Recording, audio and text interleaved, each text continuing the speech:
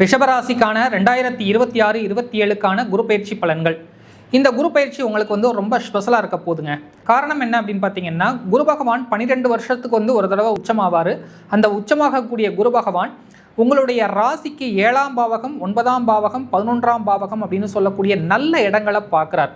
பார்க்கக்கூடிய இடங்கள் ஃபுல்லாக மிகச்சிறப்பான அமைப்புகளில் இருக்குது. உங்களுக்கு ராசிக்கு 7ஆம் இடத்தை பார்க்கறதுனால நல்ல இடத்துல திருமணம் கைகூடக்கூடிய அமைப்புகள் இருக்கும். 9ஆம் இடம் அப்படின்றது பாக்கியஸ்தானத்தை குரு பார்க்கக்கூடிய அமைப்புகளில் இருக்கிறதுனால பூர்வீக சொத்துக்கள் கிடைக்கக்கூடிய அமைப்புகளில் இருக்கும். அதே மாதிரி ஏதாவது பிரச்சனைகள் இருக்குது, அந்த மாதிரியான அமைப்புகள்ல இருந்து பிரச்சனைகள் இருக்குன்னா அதுலேருந்து ரிலீவ் ஆகக்கூடிய அமைப்புகளை கொடுக்கும்.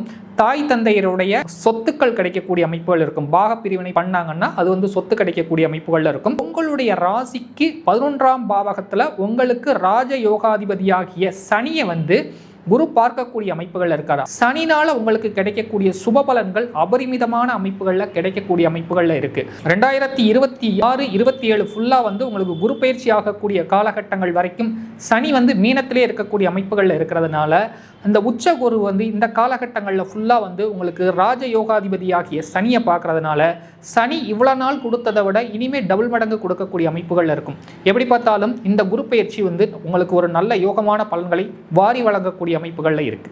நன்றி.